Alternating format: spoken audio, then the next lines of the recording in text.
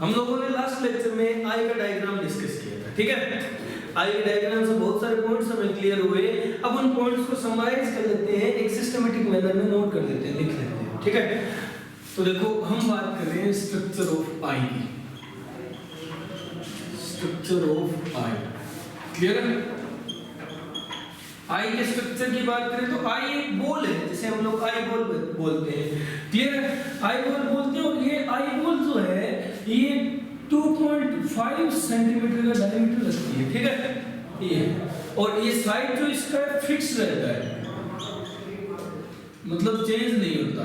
हम लोग कहें तो अगर एग्जैक्ट बात की जाए तो आई बॉल का साइज कभी चेंज नहीं होता, बर्थ से लेकर के डेथ तक इतना ही रहता है। बाकी ऑर्गन्स बर्थ के टाइम बहुत छोटे होते हैं, वो धीरे धीरे बढ़ते जाते हैं, लंबे हो जाते हैं ऑर्गन्स, ठीक है। आई जितनी थी उतनी रहती है, आई के साइज में चेंज नहीं होता, बाकी हर चीज के साइज में चेंज हो जाता है, साइज ऑलवेज मैटर्स, ठीक है। इसका साइज फिक्स रहता है। बर्थ के टाइम छोटे बच्चे देखे होंगे, ऐसा लगता है मतलब उनके चेहरे पे अलग से टिकाई हुई है आंखें, है ना, क्योंकि वो बड़ी है। वो उस बॉडी के हिसाब से नहीं बनाई हुई, वो इस बॉडी के हिसाब से बनाई है। जब हम लोग बड़े होंगे तब वो साइज सेट हो जाएगा, ठीक है, समझ लो। ये आई का साइज हमेशा फिक्स रहता है। अगर हम बात करें आई के स्ट्रक्चर की, तो आई के स्ट्रक्चर में हम लोग कहते हैं कि भाई 3 लेयर्स होती हैं। आई के स्ट्रक्चर की 3 लेयर्स होती हैं, 3 लेयर्स। कौन सी? तो देखो 3 लेयर हम लोग यहाँ बताते हैं। फर्स्ट जैसे हम लोग कहेंगे फाइब्रस ट्यूनिक,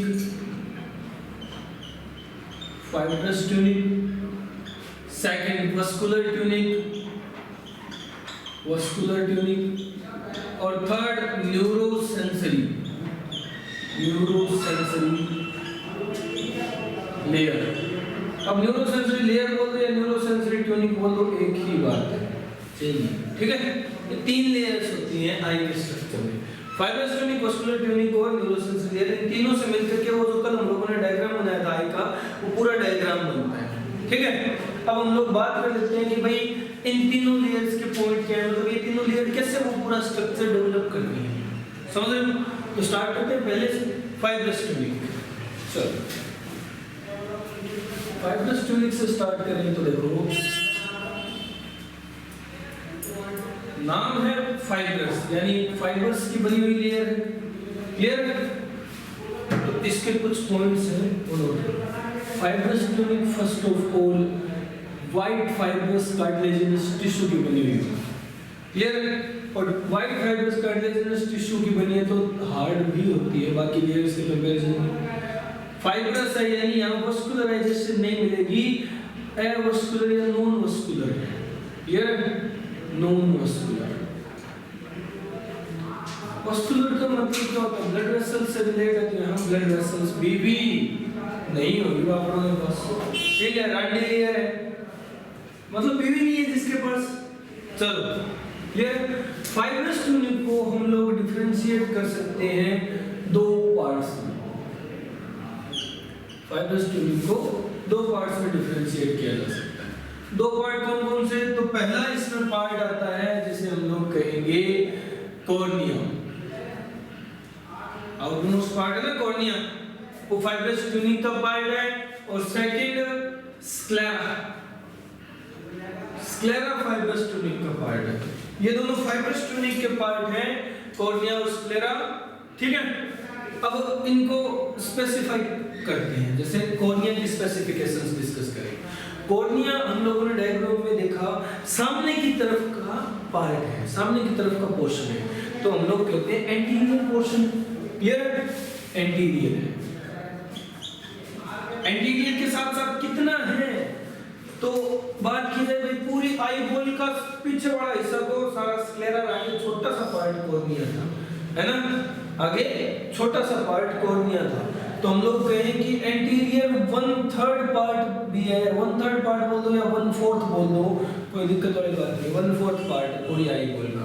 और बाकी आई बॉल जो स्क्लेरा है, आई बॉल के आउटमोस्ट कवरिंग वो है, क्लियर है।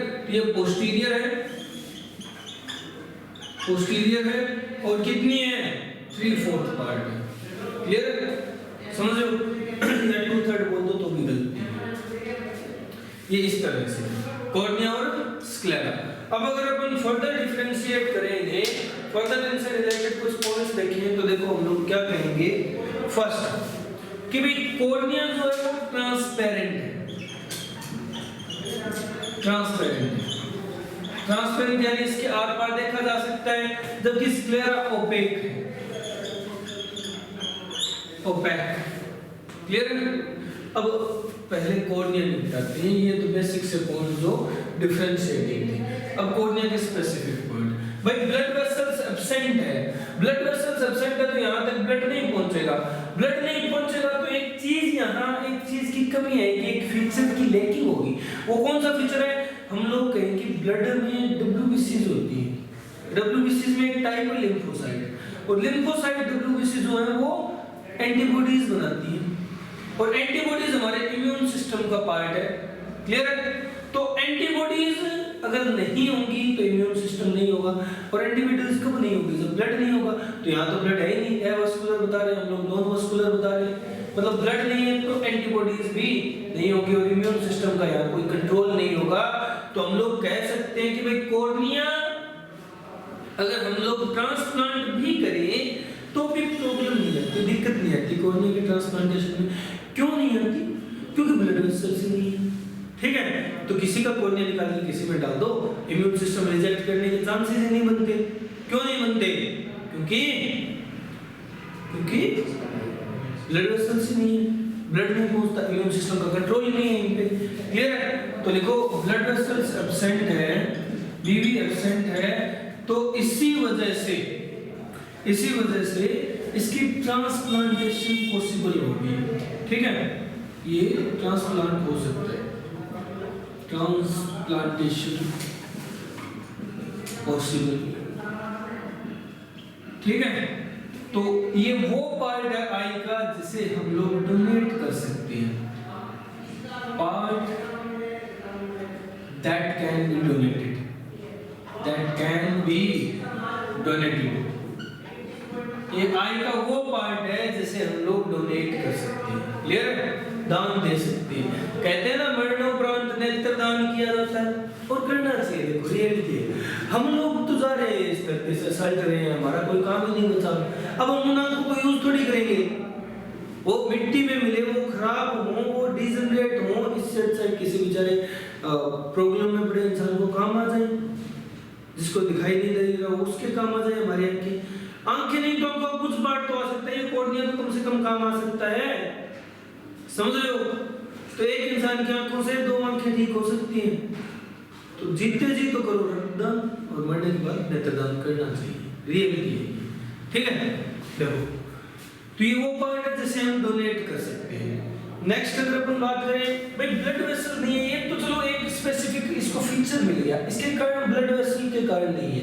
ठीक है, ब्लड वेसल नहीं है, इस वजह से स्पेसिफिक फीचर मिल गया कि डोनेट कर सकते हैं, ट्रांसप्लांट कर सकते हैं। बट इसकी वजह से एक नुकसान भी तो हुआ।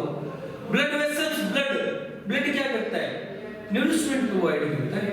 तो इसको न्यूरिशमेंट कैसे मिलेगी? इसको न्यूरिशमेंट, मेनली न्यूरिशमेंट में हम लोग कहते हैं ये इस पार्ट को ऑक्सीजन की जरूरत है। बॉडी का स्ट्रक्चर है, स्ट्रक्चरल पार्ट है, तो ऑक्सीजन तो चाहिए, तो ऑक्सीजन की जरूरत है। ऑक्सीजन कहाँ से लेता है? तो लिखो ऑब्जर्व, या फिर हम लोग कहें oxygen is absorbed, oxygen is absorbed directly from atmosphere. सबसे आउटर मोस्ट पार्ट है, तो एटमॉस्फेयर के कांटेक्ट में, और एटमॉस्फेयर से डायरेक्ट ऑक्सीजन एब्जॉर्ब कर लेगा। क्लियर? समझ रहे हो? एटमॉस्फेयर से डायरेक्ट ऑक्सीजन एब्जॉर्ब कर लेगा। पार्ट है किसका? आई का आउटर मोस्ट पार्ट है, एटमॉस्फेयर के कांटेक्ट में रहता है, एटमॉस्फेयर से ऑक्सीजन एब्जॉर्ब कर लेगा, इसलिए ब्लड वाले न्यूरिशमेंट की जरूरत ही नहीं पड़ती। ठीक है, सेकंड अगर अपन बात करें तो देखो भाई ये तो तब हो सकता है ना जब ये आईलिड ओपन होगी तभी एटमॉस्फेयर के कांटेक्ट में आएगा। शटर ने गिरा दिया, आईलिड बंद है, एटमॉस्फेयर के कांटेक्ट में नहीं आ रहा, कहां से लेगा ऑक्सीजन? तो लिखो रात में शटर कब गिरते हैं? रात में। चलो तो लिखो इन नाइट, इन नाइट रात में कॉर्निया की बात हो रही है, ठीक है। क्या होता है रात में इसको नरिशमेंट कहां से मिलता है? तो इन नाइट जो फ्लूइड है इसके पीछे एक्वस ह्यूमर वो इसे नरिशमेंट प्रोवाइड करता है। Aqueous humour provide nourishment. Night में एक्वस ह्यूमर इसको नरिशमेंट प्रोवाइड करता है। क्लियर? ये पार्ट कॉर्निया है, ये पार्ट क्या है? कॉर्निया है। क्लियर? ऑक्सीजन डायरेक्टली एटमॉस्फेयर से अब्सॉर्ब करेगा, नाइट में एक्वस ह्यूमर नरिशमेंट प्रोवाइड करेगा, ब्लड वेसल्स नहीं होती, ट्रांसप्लांट किया जा सकता है और इस पार्ट को डोनेट किया जा सकता है। ट्रांसपेरेंट है, एंटीरियर पार्ट है, क्लियर? सामने की तरफ का हिस्सा। चलो अब आते हैं स्क्लेरा पे। स्क्लेरा पोस्टीरियर पार्ट है, ओपेक है। ये वो हिस्सा है जैसे हम लोग कहते हैं कि आंख का सफेद पार्ट है, white of I, white of आई, ये है व्हाइट ऑफ आई, आंख का वो सफेद हिस्सा। क्लियर? समझ रहे हो? नेक्स्ट अगर अपन डिफरेंशिएट करें, नेक्स्ट इसके और स्पेसिफिक पॉइंट्स देखें तो भाई स्क्लेरा क्या होता है? स्क्लेरा ओपेक क्यों हुआ? अगर रीजन देखा जाए स्क्लेरा ओपेक क्यों हुआ, तो स्क्लेरा ओपेक हुआ क्योंकि भी इसके अंदर एक तरह से हम लोग कह सकते हैं पिगमेंट्स प्रेजेंट है, पिगमेंटेड है। क्लियर है? वैसे तो ये पॉइंट वैलिडेट नहीं है, वैसे ये पॉइंट वैलिडेट नहीं है। पिगमेंटेड लेयर हम लोग फाइब्रस ट्यूनिक को पिगमेंटेड लेयर नहीं बताते, बट यहाँ पिगमेंटेड लिखने का मतलब क्या है? एक्चुअल में पिगमेंट के साथ तुम ये लिख लो कि फाइबर्स प्रेजेंट है, इस वजह से ओपेक है। ठीक है? वैसे मैं कह रहा हूँ ये पॉइंट वैलिडेट नहीं है पिगमेंट वाला, हालांकि ओपेक है तो ओपेक इसी वजह से होगा कि उसके अंदर कुछ ना कुछ सब्सटेंस है जो लाइट की आर पार जाने को रोक रहे हैं, लाइट की ट्रांसमिशन को रोक रहे हैं। ठीक है? तो फाइब्रस है। अब फाइब्रस तो हम लोगों ने लिखा ही है, चलो कुछ और पॉइंट लिखते हैं इसका स्पेशल सा। इसका सेकंड स्पेशल इंपॉर्टेंट पॉइंट क्या हो सकता है? अगर हम लोग डिफरेंशिएट करें तो हम कहेंगे कि भाई स्क्लेरा जब कॉर्निया से जुड़ता है, दोनों अलग अलग पार्ट है, ठीक है, और जहां ये दोनों जुड़ते हैं उस हिस्से को एक स्पेसिफिक टर्म दी जाती है, उसे हम आगे डिटेल में भी पढ़ते हैं। तो लिखो sclera and cornea joined and कहाँ जुड़े हुए होते हैं? वो हिस्सा क्या है? तो उस हिस्से को बोलते हैं limbus. Sclera and cornea joined at limbus. Sclera और कॉर्निया दोनों लिम्बस पर जुड़े हुए होते हैं, ठीक है, दोनों लिम्बस पर जुड़े हुए होते हैं। ये पॉइंट है, क्लियर है? चलो ये इंपॉर्टेंट था पॉइंट, ठीक है। तो एक तो भी ये वाइट मैटर है आएगा, ठीक है, तो हमें ये इस आंख के अंदर ये जो ब्लैक पार्ट इसको छोड़ करके बाकी जो व्हाइट हिस्सा है दिखाई देता है, ये व्हाइट ऑफ आई स्क्लेरा है, ठीक है, और ये पूरे पोस्टीरियर पार्ट पे, समझ रहे हो?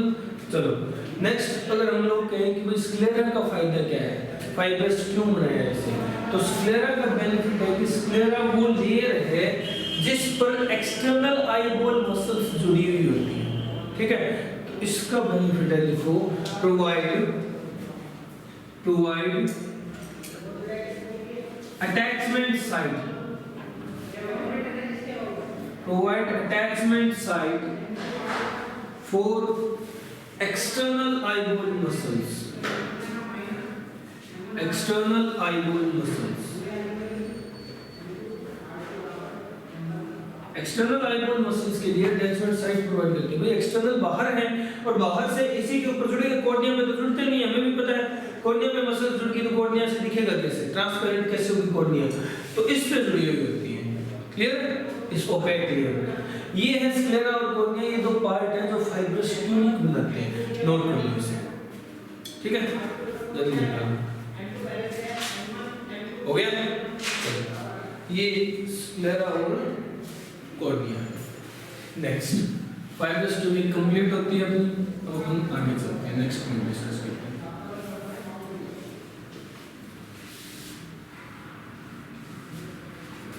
नेक्स्ट मोड क्या है? नेक्स्ट मोड है नेक्स्ट लेयर, नेक्स्ट ट्यूनिक। कौन सी ट्यूनिक है नेक्स्ट? Vascular tunic. तो पॉइंट बनाओ वस्कुलर ट्यूनिक।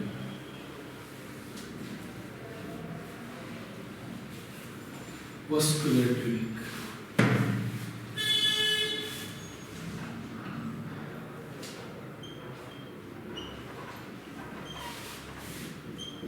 भाई इसका नाम ही वस्कुलर है, तो हम लोग क्या कह सकते हैं? डेफिनेटली यहाँ ब्लड वेसल्स प्रेजेंट होगी, है ना? बीबी है इनके पास, ब्लड वेसल्स प्रेजेंट होगी। यानी हम लोग कह सकते हैं richly supplied with blood vessels, blood vessels काफी ज्यादा होती है। सेकंड इसकी स्पेसिफिकेशन दे तो ये लेयर पिगमेंटेड होती है, क्लियर है? पिगमेंटेड, ये स्टार पॉइंट आ गया। एक्चुअल पिगमेंटेशन की अगर बात करें तो वो हमें यही मिलता है, सिर्फ इसी लेयर में एक्चुअल पिगमेंटेशन मिलता है, क्लियर है? समझ लो, तो ये लेयर पिगमेंटेड है। नेक्स्ट अगर वस्कुलर लेयर की बात की जाए तो वस्कुलर लेयर जो है ये कुछ पार्ट्स में डिफरेंशिएटेड होती है। वस्कुलर ट्यूनिक इसके हम लोग 3 पार्ट्स बताते हैं, 3 पार्ट्स बताते हैं, क्लियर है? 3 पार्ट कौन कौन से? तो देखो डिफरेंशिएट किया जाए वस्कुलर ट्यूनिक को 3 पार्ट्स में, तो नोट करो ये 3 पार्ट है। 3 पार्ट कौन कौन से? सबसे पहला पार्ट कोरोइड, कोरोइड, क्लियर है?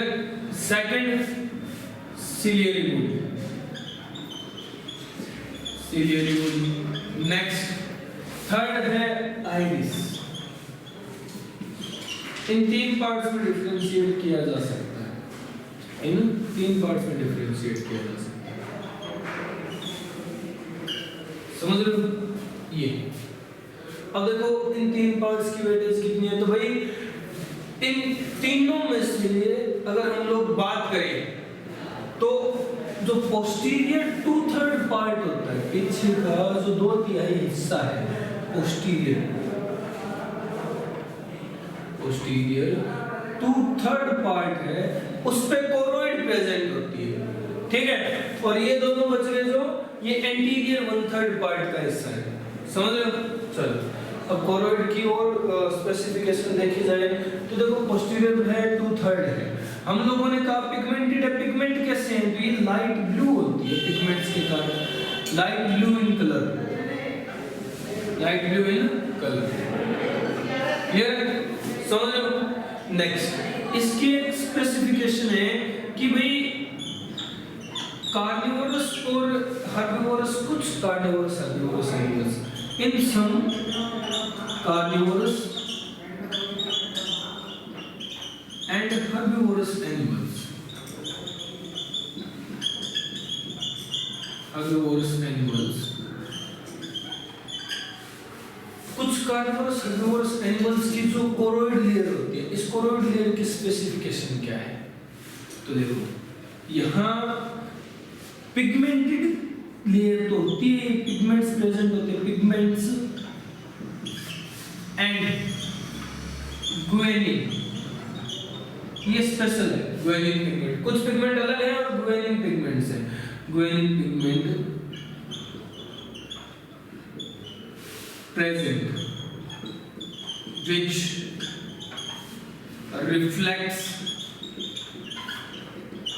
reflects light, जो लाइट रिफ्लेक्ट करने का काम करती है। कुछ एनिमल्स में है, जैसे डॉग्स में मिलता है, कैट में मिलता है, काऊ, बफलो, इनको अगर तुम लोग रात में इनकी आंखों पे लाइट मारोगे तो लाइट में रिफ्लेक्ट होकर के दिखाई देगी, हमें ऐसा लगेगा कि इनकी आंखों से लाइट निकल रही है, जल रही है इनकी आंखें, है ना? तो वो इस वजह से होता है क्योंकि वहाँ कुछ पिगमेंट्स, स्पेशल पिगमेंट्स हैं और ग्वेनिन इंपॉर्टेंट है, बाय नेम पूछा जाता है, ग्वेनिन पिगमेंट ये प्रेजेंट होता है, क्लियर है? इन सब carnivorous and herbivorous animals pigments and guanine pigment present which reflects light. और इस लेयर को, अब उनकी जो कोरोइड लेयर है उसे क्या कहा जाता है? And this layer is known as this layer is known as tapetum. इस लेयर को टैप्टम कहा जाता है। क्लियर है? ये याद रखना। टैप्टम लेयर कौन सी है? तो भाई कुछ कार्निवोरस और हर्बिवोरस एनिमल्स की कोरोइड लेयर में पिगमेंट्स प्रेजेंट होते हैं, जिनमें स्पेसिफिक है ग्वेनिन, और इन पिगमेंट्स के कारण लाइट रिफ्लेक्ट होती है, और इसी लेयर को हम लोग टैप्टम लेयर बोल देते हैं। क्लियर? समझ लो, ये अलग है, स्पेसिफिक पॉइंट है, इसलिए अलग से नोट करवाया है, ध्यान रखना इस चीज का। ठीक है? Next, ciliary body. Ciliary body की अगर बात की जाए तो सिलियरी बॉडी में क्या होता है? यहाँ सिलियरी मसल्स प्रेजेंट होती है। सिलियरी मसल्स प्रेजेंट होती है। Clear? Ciliary muscles present which shows ciliary movement, तो सिलियरी मूवमेंट शो करती है। क्लियर? समझ लो, सिलियरी बॉडी में सिलियरी मसल्स प्रेजेंट है जो सिलियरी मूवमेंट शो करते हैं। इन मसल्स की मूवमेंट को सिलियरी मूवमेंट कहा जाता है। ये तो एक पॉइंट है। सेकंड इनका स्पेसिफिक पॉइंट क्या है? तो सेकंड स्पेसिफिक पॉइंट है कि भाई सिलियरी मसल्स ही वो स्ट्रक्चर है, क्लियर है, जो क्या करती हैं? देखो, ciliary body secretes aqueous and vitreous humor। Aqueous और विट्रस ह्यूमर सीक्रेट करने का काम भी सिलियरी बॉडी का ही है। क्लियर है? तो सिलियरी बॉडी ये दो इंपॉर्टेंट फंक्शन परफॉर्म करती है। क्लियर है? सिलियरी बॉडी ये दो इंपॉर्टेंट फंक्शन परफॉर्म करती है। सिलियरी मूवमेंट शो करती है और एक्वस और विट्रस ह्यूमर सीक्रेट करती है। ये ध्यान रखना। ठीक है? नेक्स्ट, अगर बात की जाए आइरिस की, तो आइरिस एंटीरियर पार्ट है। क्लियर है? सामने की तरफ एंटीरियर पार्ट है। समझ रहे हो? नेक्स्ट, आइरिस पिगमेंटेड होता है। आइरिस में पिगमेंटेड है। क्लियर? हालांकि तो पूरी वास्कुलर ट्यूनिक ही पिगमेंटेड है, बट आइरिस को हम लोग स्पेशलाइज क्यों लिख रहे हैं? क्योंकि आंखों का जो रंग होता है, हम लोग कहते हैं brown eyes, blue eyes, hypnotize वगैरह ऐसा कहते हैं ना, ब्लैक आइज, ग्रीन आइज, ये क्यों होती है?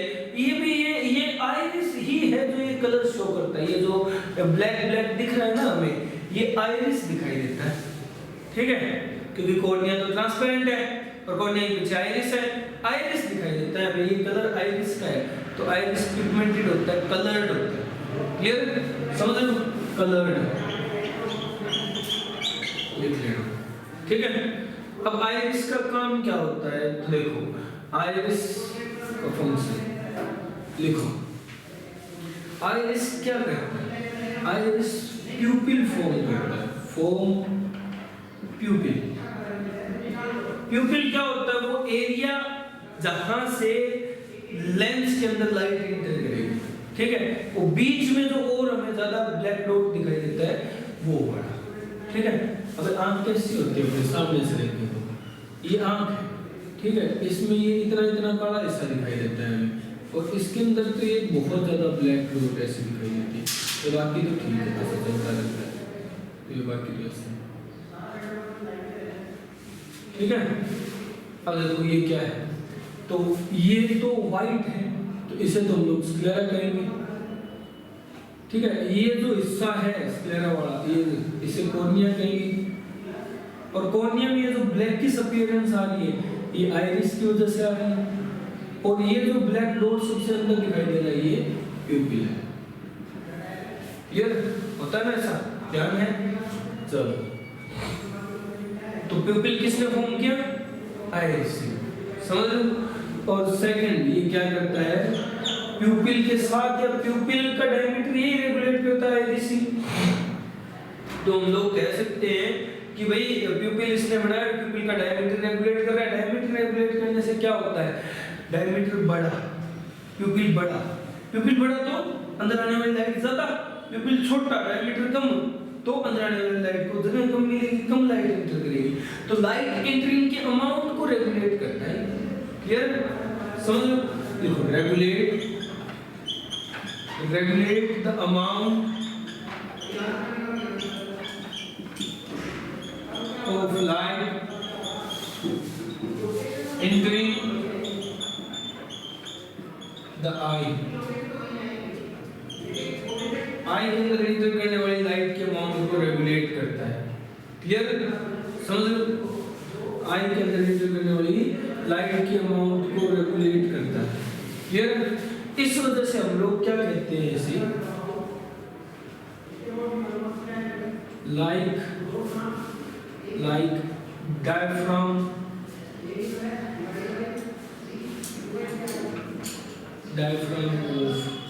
कैमरा। कैमरा क्या है? आर्टिफिशियल आई है ना, समझ लो, जैसे फोटो क्लिक करते हैं। अब कैमरा में भी लाइट की अमाउंट को जो कैमरा में एंटर करेगी रेगुलेट करने के लिए एक स्ट्रक्चर होता है, डायफ्राम बोलते हैं जिसे। तो डायफ्राम की तरह हमारी नेचुरल आई में काम कौन कर रहा है? आइरिस काम कर रहा है। क्लियर? तो ये डायफ्राम है। ठीक है, अब ये रेगुलेट कैसे करेगा लाइट के अमाउंट को? तो हम लोग कहते हैं regulate diameter of pupil। pupil का diameter रेगुलेट करता है। क्लियर? pupil का diameter रेगुलेट करता है, जिससे इंटर करने वाली लाइट की अमाउंट रेगुलेट हो जाती है। क्लियर? और ऐसा ही काम कैमरे में डायफ्राम करता है, तो हम लोग कैमरे के डायफ्राम जैसा बता देते हैं इसे। समझ लो, आया समझ? चले बड़ा तो ये है। ठीक है, ये क्या है? कोरोइड, सिलियरी बॉडी और आइरिस। कोरोइड क्या है? पिगमेंटेड लेयर, अपने अंदर लाइट ब्लू कलर का होता है। ठीक है, आंख में लाइट ब्लू दिखाई तो नहीं देता, तो ये पोस्टीरियर है और अंदर की तरफ हमें दिखाई नहीं देगा। ठीक है, आंख खोले बिना। नेक्स्ट, कुछ कार्निवोरस और हर्बीवोरस एनिमल्स में इसमें गुआनिन जैसे पिगमेंट और कुछ स्पेशल पिगमेंट प्रेजेंट होते हैं, जिसकी वजह से लाइट को रिफ्लेक्ट करता है। तो इस लेयर को हम लोग टेप्टम कहते हैं, स्पेशली अलग से। सिलियरी बॉडी, ये यहाँ सिलियरी मसल्स होते हैं जो सिलियरी मूवमेंट शो करती हैं। और नेक्स्ट अगर हम लोग कहें तो ये वो पार्ट है, ये वो स्ट्रक्चर है जो एक्वस और विट्रियस शुगर सीक्रेट करता है।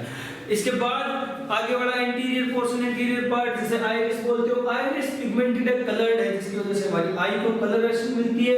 ये प्यूपिल बनाता है। प्यूपिल क्या है? वो पार्ट है, वो होल है जहां से लाइट एंटर करेगी लेंस के अंदर। ठीक है, हमारी आई के अंदर। ये कैसे बनता है? तो भाई ये ढकता है लेंस को, कवर करता है लेंस को। ठीक है, तो हम लोग यहाँ ऐसे भी लिख सकते हैं, form प्यूपिल by covering the lens,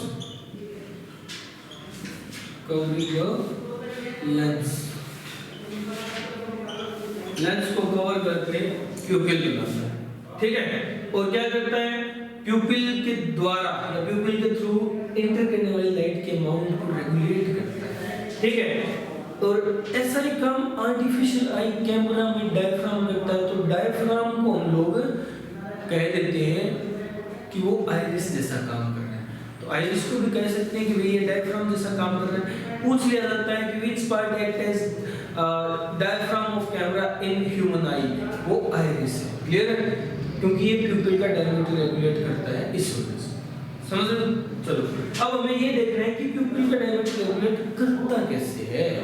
ठीक है, इस अमाउंट को रेगुलेट करता है, डायमीटर को रेगुलेट करके डायमीटर कैसे रेगुलेट होता है ये देख लेते हैं। ठीक है, चलो ये नोट किया, जल्दी नोट करो इसे, निपटाओ उसे। नोट किया? चलो अब आगे चलते हैं। अब अपन देखते हैं कि भाई आइरिस किस तरह से प्यूपिल का डायमीटर रेगुलेट करता है।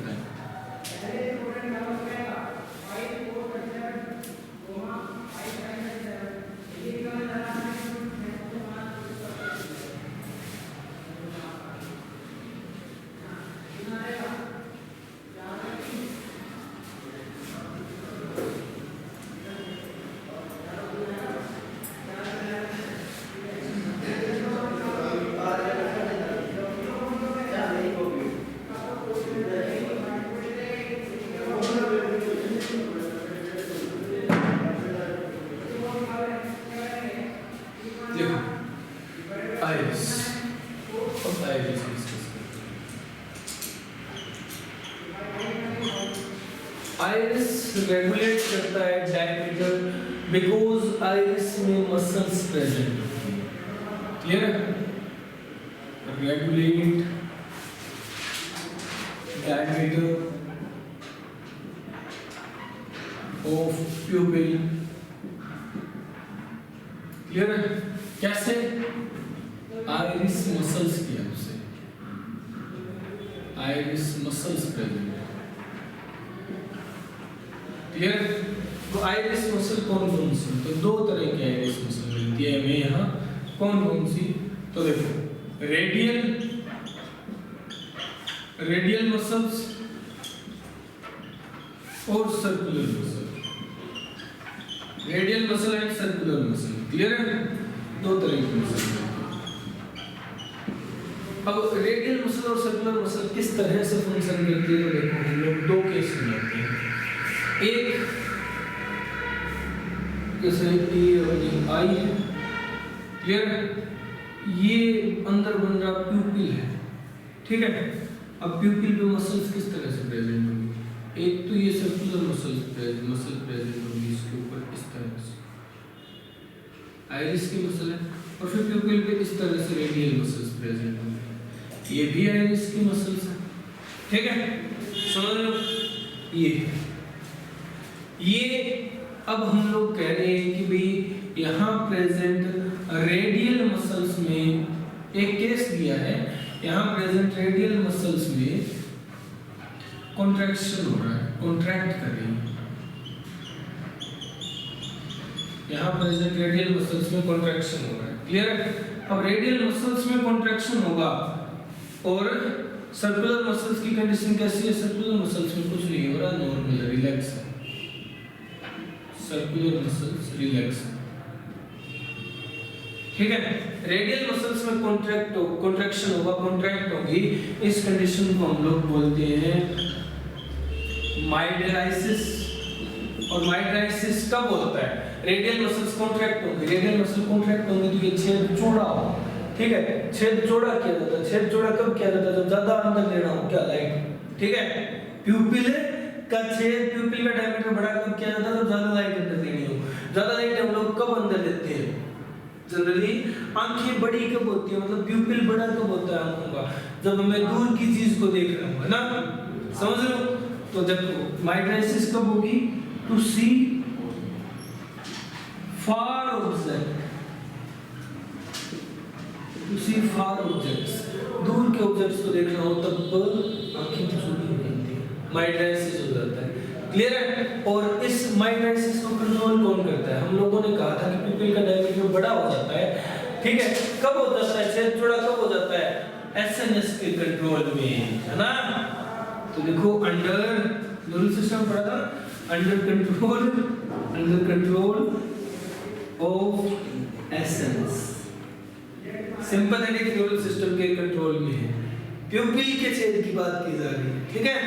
चलो, ये समझिए कि एसएनएस के कंट्रोल में माइडराइसिस का केस होगा जब रेडियल मसल्स कॉन्ट्रैक्ट होंगी।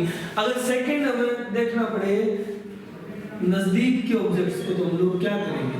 नजदीक के ऑब्जेक्ट्स को देखने के लिए दूसरा मैकेनिज्म अपनाया जाता है। दूसरा मैकेनिज्म क्या अपनाया जाएगा? यहाँ कंपैरेटिवली तुम लोग प्यूपिल का साइज छोटा रखना है,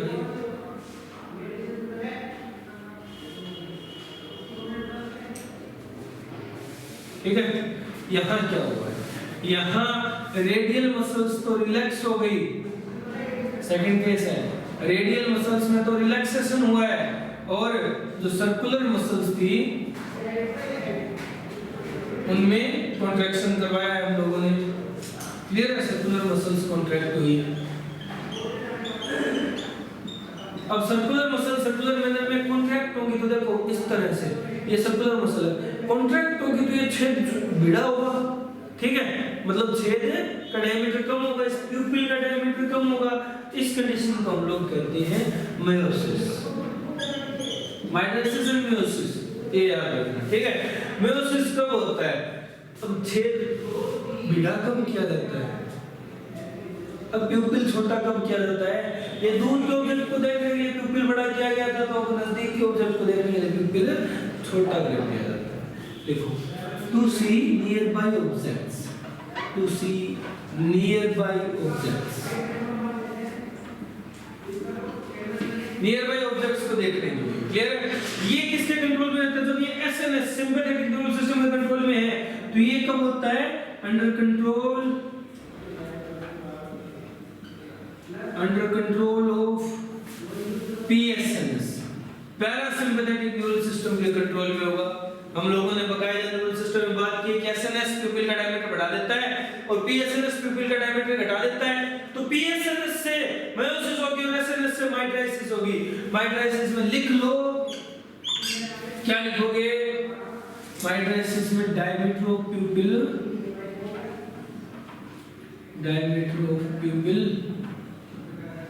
बढ़ रहा है, ठीक है? और मायोसिस में क्या लिखोगे? डायमीटर ऑफ प्यूपिल घट रहा है, प्यूपिल का डायमीटर कम हो रहा है। क्लियर है? समझ गए? ये चीज याद रखना, ठीक है? डायमीटर ऑफ प्यूपिल बढ़ रहा है कब? माइट्राइसिस में। मायोसिस में डायमीटर ऑफ प्यूपिल घट रहा है, ठीक है? ये और ये याद रखना, डायमीटर प्यूपिल का कब बढ़ाया जाता है? जब दूर की चीजों को देखना हो, और कब घटाया जाता है? जब नजदीक की चीज को देखना हो, ठीक है? समझ रहे हो? क्योंकि दूर की चीज को देखने के लिए बढ़ाने की जरूरत क्या है भाई? दूर है वो ऑब्जेक्ट, दूर है तो उससे लाइट रेज हमारे तक पहुंचेगी, तब तक वो बिखर चुकी होगी, उसके एंगल थोड़े से डाइवेट होंगे तो हमें ज्यादा एरिया की लाइट को ऑब्जर्व करना पड़ेगा, एब्जॉर्ब करना पड़ेगा उस ऑब्जेक्ट को देखने के लिए। तो ज्यादा एरिया की लाइट चाहिए तो भाई घुसने वाला छेद भी तो बड़ा होना पड़ेगा, इसलिए डायमीटर बड़ा करते हैं, माइट्राइसिस करते हैं।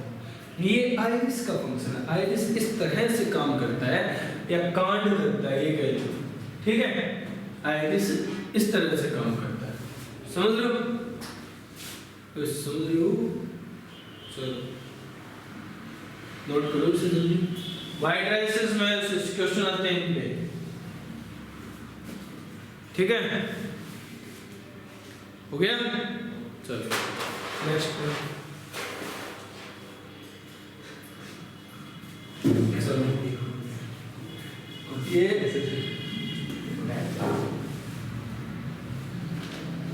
आइरिस कंप्लीट हुआ,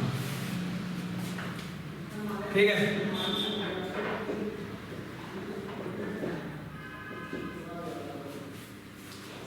चलो अब नेक्स्ट पॉइंट डिस्कस करते हैं।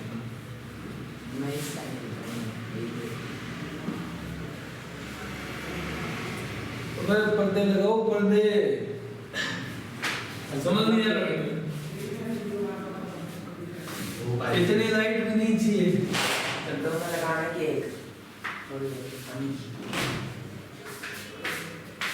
दोनों लोगों अच्छा डिस्टर्बेंस होती है ना इन चीजों से। चलो नेक्स्ट, अब फार ऑब्जेक्ट देख लिया, माइट्राइसिस कर ली, बात खत्म बस। अब नजदीक वाले देख लो, मायोसिस करो। ये इंपॉर्टेंट है, पेपर में मायोसिस आएगी, ये वाली मायोसिस, वो वाली माइट्राइसिस नहीं आएगी, ठीक है? चलो नेक्स्ट, अगर अपन बात करें तो अब हम आते हैं थर्ड लेयर पे। थर्ड लेयर कौन सी है? Neurosensory layer. Neurosensory layer, clear? Neurosensory layer भाई हम लोग थोड़ा सा डिटेल में जाकर के बनाते हैं।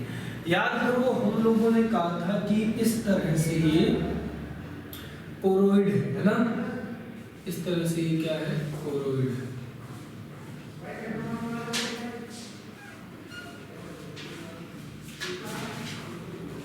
इस तरह से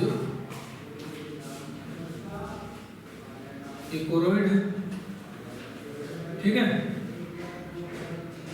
तो कहा था हम लोगों ने, चलो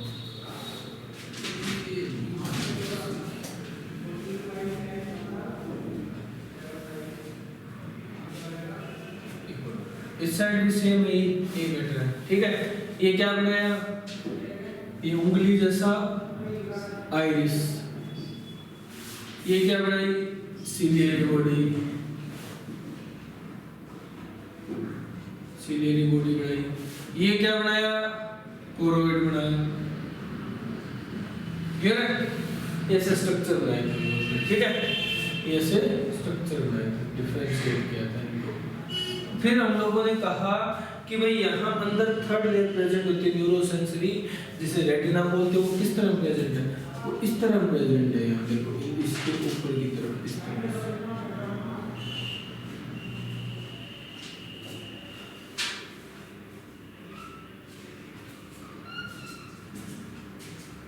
इस तरह से प्रेजेंट है,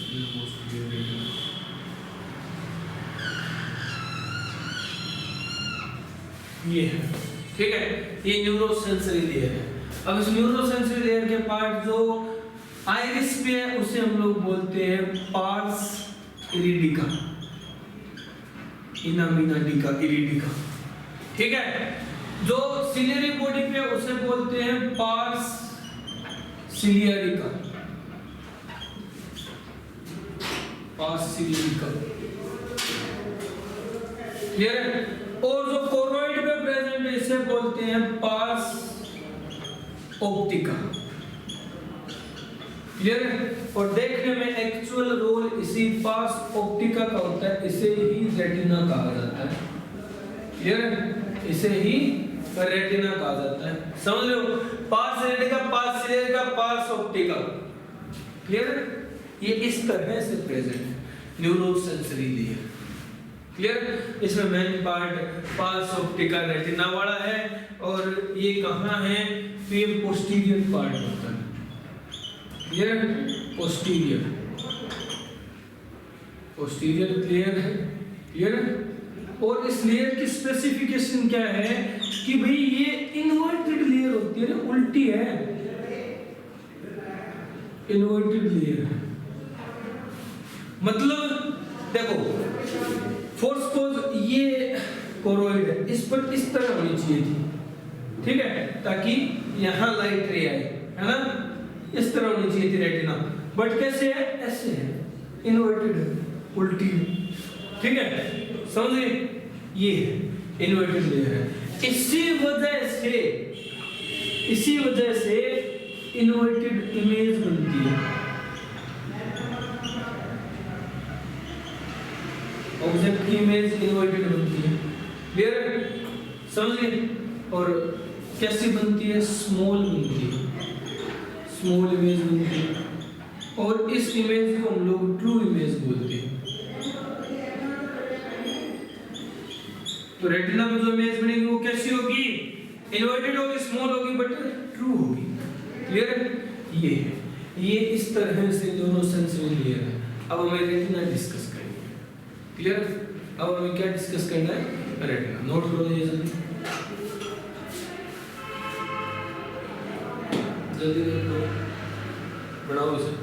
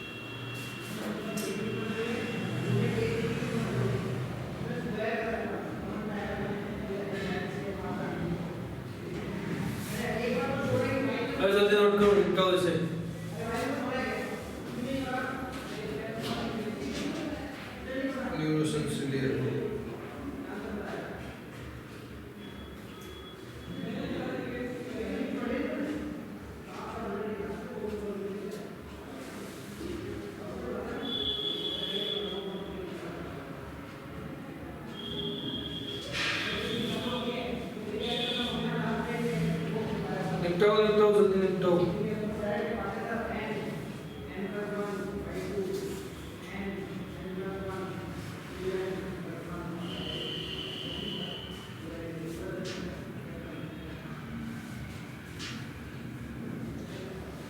हो गया?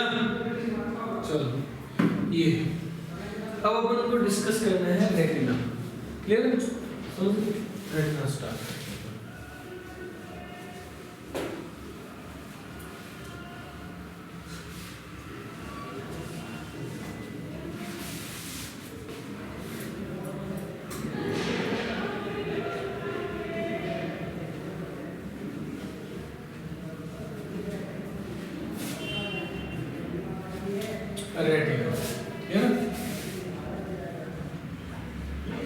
रेटिना को अगर डिफरेंशिएट करें, अगर फर्दर डिफाइन करें तो इसमें भी 4 लेयर्स प्रेजेंट होती हैं, 4 लेयर्स प्रेजेंट हैं इस लेयर में। क्लियर? अब उन लेयर का सीक्वेंस हम लोग किस तरह देखेंगे, तो वो लेयर हम लोग अभी यहाँ ऑब्जर्व करेंगे outer to inner. Clear? Outer to inner मतलब किस तरह समझोगे तुम लोग? देखो गदौ समझो, ये आई बॉल है, ये इसमें मान लो ये रेटिना प्रेजेंट है, ये रेटिना को थोड़ा बड़ा करके, ठीक है? इसमें हम लोग लेयर कैसे देखेंगे, तो आउटर पार्ट है, ये इनर पार्ट है, तो हम लोग लेयर ऐसे देखेंगे, सबसे पहले ये, फिर 2, फिर 3, फिर 4, ठीक है? मतलब ऐसे आएगी 1 2 3 4, ठीक है? Outer to inner. तो सबसे पहले फर्स्ट लेयर डिस्कस करेंगे, ठीक है? किस तरह से होता है, तो सबसे पहले सबसे फर्स्ट लेयर, सबसे आउटर मोस्ट लेयर कौन सी होती है, तो देख लो।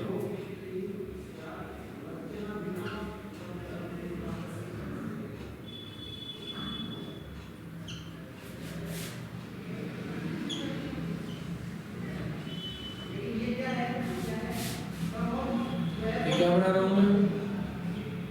बेंजीन, बेंजीन भी नहीं है, हेक्सागन। बेंजीन तो जब 3 डबल बॉन्ड बनेंगे बीच में तब बनेगी। जो बायो केमिस्ट्री भी नहीं आती, इसका मतलब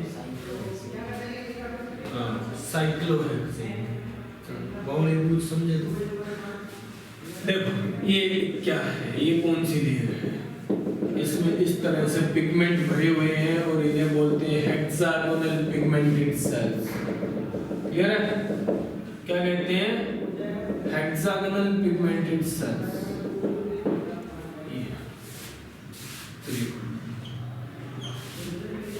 हेक्सागोनल पिगमेंटेड लेयर बोल दो या सेल बोल दो। क्लियर है? समझ रहे हो? ये पहली लेयर है, सबसे आउटर मोस्ट। इसके बाद अगर हम लोग अंदर चले, थोड़ा सा ऑब्जर्व करें इसे, तो हमें यहाँ सेकंड लेयर मिलती है इस तरह के सेल्स की। सेकंड लेयर इस तरह के सेल्स की मिलती है। क्लियर है?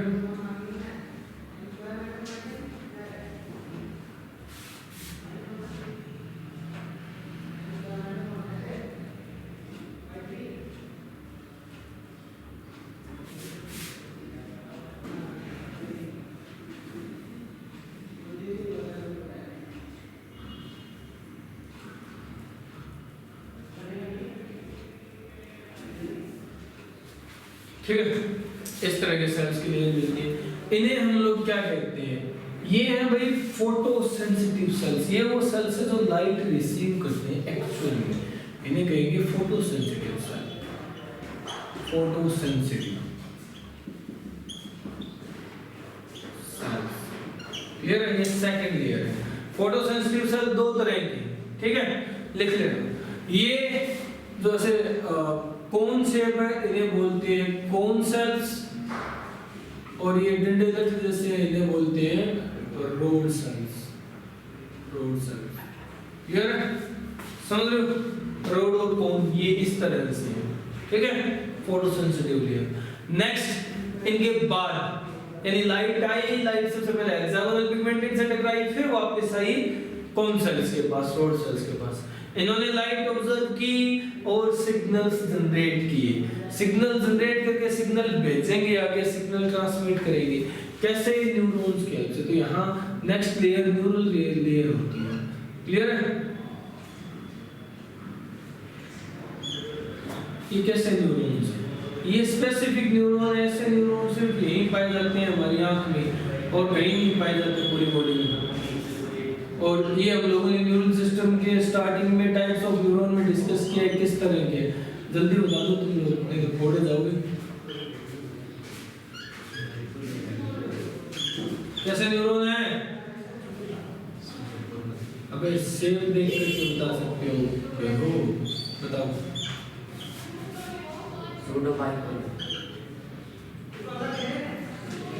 तो स्पाइनल कॉर्ड में कौन से थे? अगर ये सूडो बाइपोलर है तो स्पाइनल कॉर्ड में कौन से थे?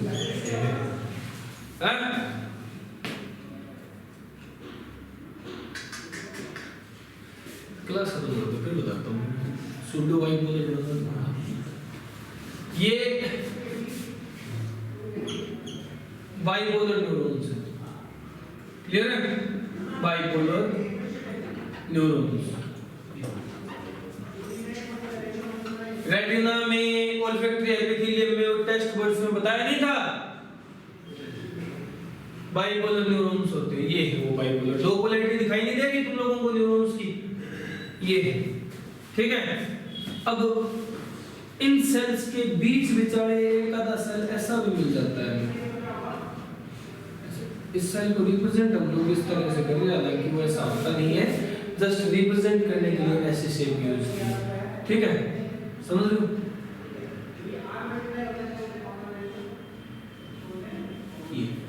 इन सेल्स को क्या कहा जाता है? तो इन सेल्स को अलग से नोट करना, यहाँ इन सेल्स को कहा जाता है gliocyte cells. Gliocyte cells, clear? समझ लो, ये स्पेशल। नेक्स्ट, अब ये न्यूरॉन्स से आगे दूसरे न्यूरॉन्स जुड़े हुए होंगे जो कि सिग्नल लेकर के जाएंगे। कहाँ लेकर के जाएंगे? सिग्नल है ऑप्टिक सिग्नल से कहाँ जाते हैं? ऑप्टिक सेंटर के पास, क्लियर? चलो, ऑप्टिक सेंटर कहाँ है? ऑप्टिक सेंटर कहाँ है? Occipital lobe. शाबाश, चलो कुछ तो याद बख्श दिए जाओ। यहाँ से बनती है फिर नर्व, इन न्यूरॉन से मिलकर के, ठीक है? इस तरह से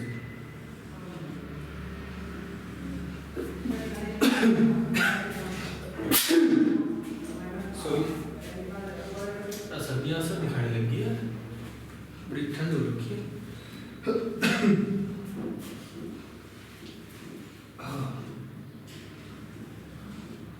इस तरह से, ठीक है? ये लास्ट में क्या बन रही है? Optic nerve, clear? ये इकट्ठे होकर के क्या बना रहे हैं? Optic nerve.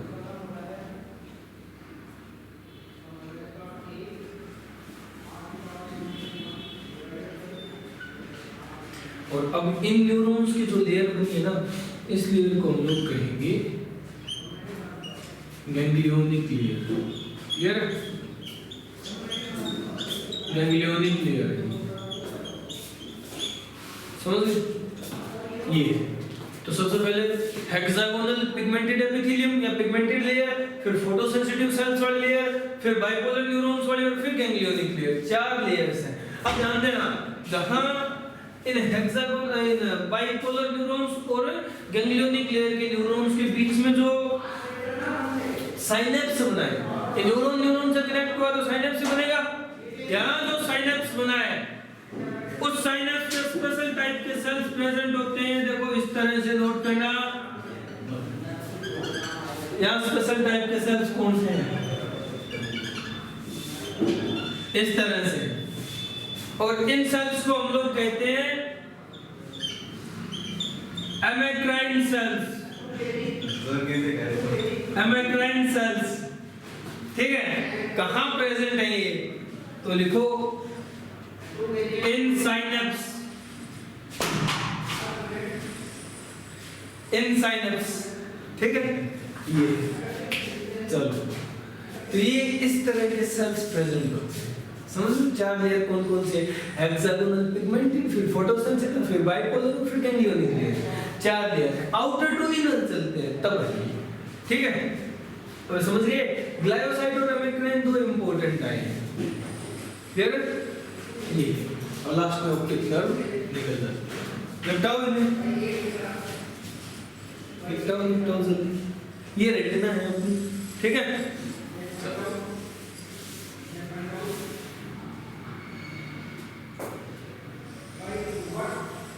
ठंडी ठंडी सर्दियाँ, गरम गरम चाय, मजा आता है। नोट करो जल्दी, तुम लोग मजे मत करो।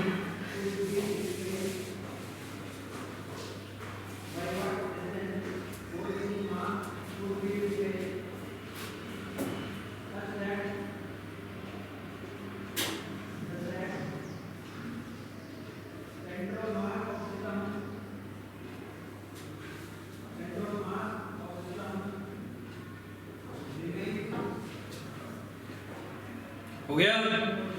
तो ये अपनी रेटिना है। अब इनले थोड़ा सा एक जैसे अरेंज कर देते हैं हम लोग।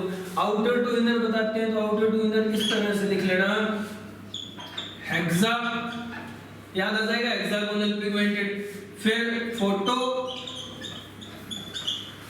फोटो सेंसिटिव, फिर बाइपोलर, और फिर gang, hexa photo by gang, ठीक है। हेक्सा फोटो बाई गैंग, ये तो तुम लोगों को याद करनी, किसी तरह से याद कर लो, चलो समझ लो। हेक्सा फोटो बाई की गैंग है ये।